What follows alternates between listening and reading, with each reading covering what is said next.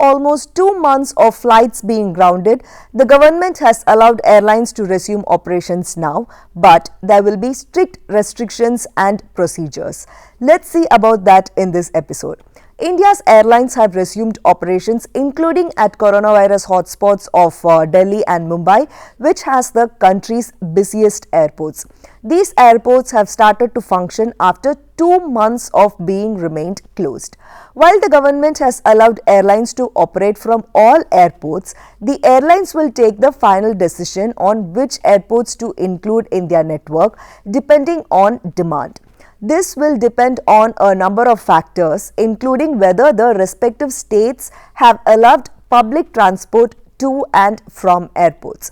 According to some airline officials, flights on some trunk routes such as Delhi-Mumbai, Delhi-Bengaluru, Mumbai-Bengaluru, Ahmedabad-Mumbai, etc. may be resumed initially. Civil Aviation Minister Hardeep Singh Puri told that capacity utilization will be restricted to 1/3 of the approved summer schedule. For instance, if all the airlines were to operate 100 daily flights between Chennai and Delhi as per the summer schedule, they can only take 33 now. In addition, the Civil Aviation Ministry has given a fare band under 7 categories depending on the duration of the flight. For instance, a Delhi-Mumbai flight ticket can be priced between 3,500 rupees and 10,000 rupees, with 40% of the tickets to be sold below 6,750 rupees. Flight fares will be capped till August 24th.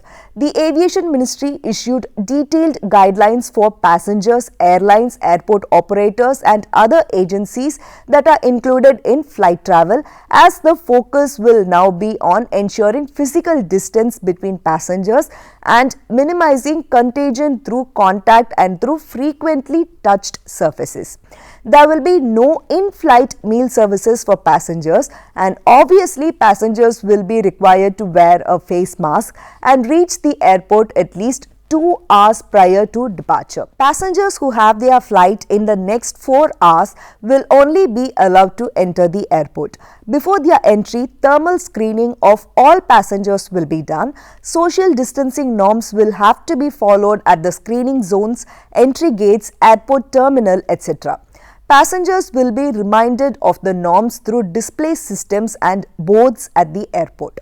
Only those with a green status on Arogya Setu app will be allowed to board the plane. Arogya Setu app has been made compulsory for airline passengers as per the standard operating procedure issued by the Airports Authority of India.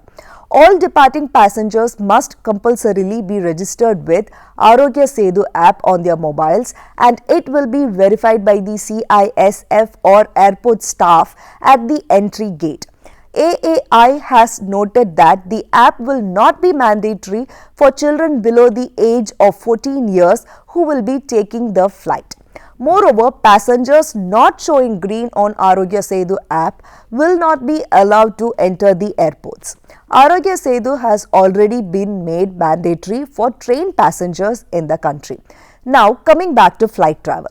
Airlines will not have to keep the middle seat vacant, and instead airlines will need to rigorously disinfect the aircraft after each flight to eliminate any risk of contagion. Passengers have to endure slow movement at the airport. In the initial stage, passengers would be entitled to carry a maximum of 1 hand baggage and 1 check-in baggage as per the specifications by the airline. At the airport, no physical check-in at the counters will be allowed. Only those passengers with confirmed web check-in will be allowed to enter the airport. Further, the passenger will also be required to print the baggage tag and affix it on the baggage.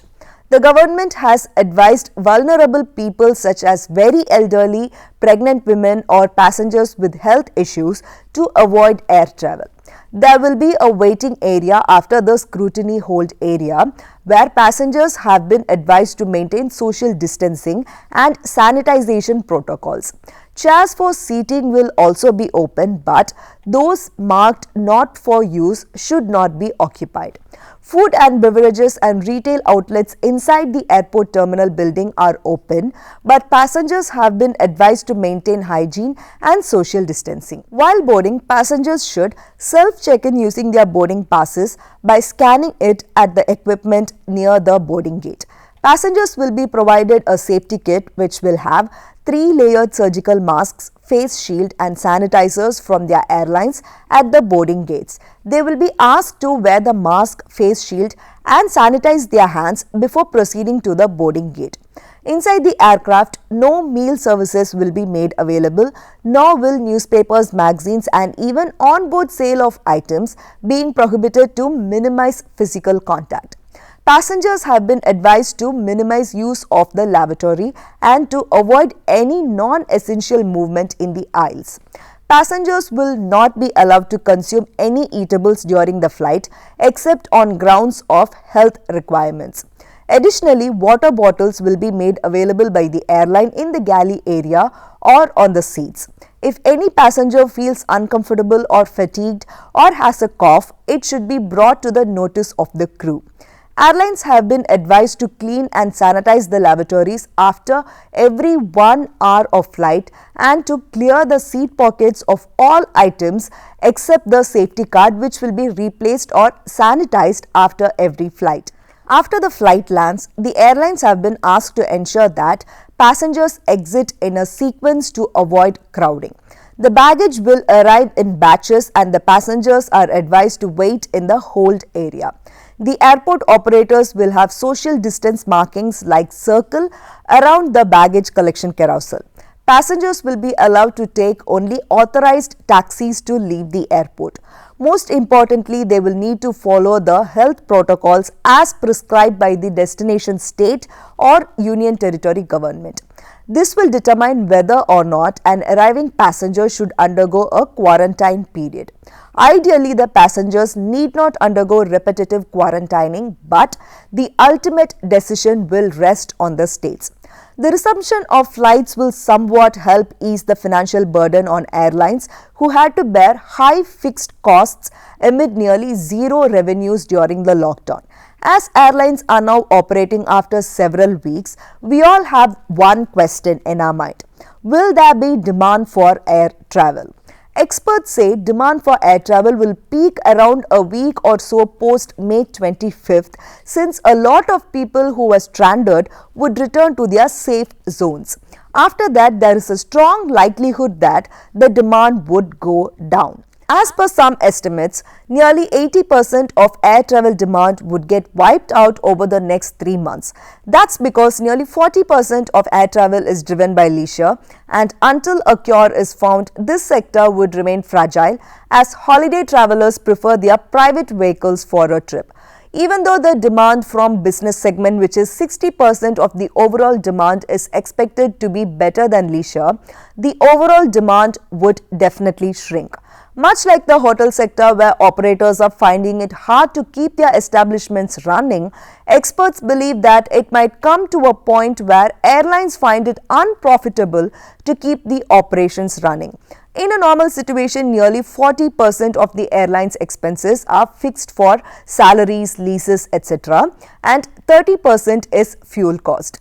Though some of these have been rationalized in the COVID period, there is still a significant cost that airlines will have to bear to fly planes. The airlines have a long list of creditors like airports, oil companies, etc., who are waiting to get paid.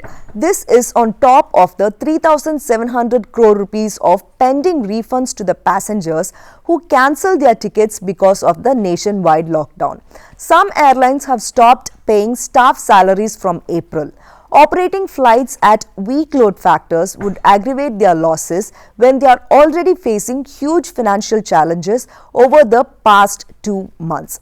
As per the ratings agency ICRA, domestic carriers are losing 75 to 90 crore rupees per day, and their debt level is expected to rise to 46,500 crore rupees in financial year 2022. Even when the operations resume and passengers start flying, a large percentage of passengers may be using the credit shells and so may not bring any significant additional cash inflows to the airlines. Airlines such as Go Air, SpiceJet and Indigo do not refund the cancelled ticket amount. Instead, it is converted into a credit shell or points like in other online shopping portals after deducting cancellation charges. The consumer can access this amount for future travel. So, this might affect the cash flow even if passengers start to fly again. Weaker airlines with poor cash situation like SpiceJet and Go Air are facing an additional challenge of fighting with stronger players like Indigo and Tata Group owned carriers like Vistara and AirAsia India, who would likely use this as an opportunity to kill competition. This is exactly the reason given by the Ministry of Civil Aviation to introduce fare bans. Based on consumer feedback, after the 3-month period, airlines could return to market-based pricing system. There are still few experts who say that the government should not control fares even in the current circumstances because the airlines have been bleeding for over 2 months and that regulating fares distorts the demand-supply equation. Though resuming airlines functioning has been a long-awaited move, we should wait and watch if this resumption would give a booster shot to the sector or actually pull it further down. This is all from me now. Thank you for the support. This is Nisha PS.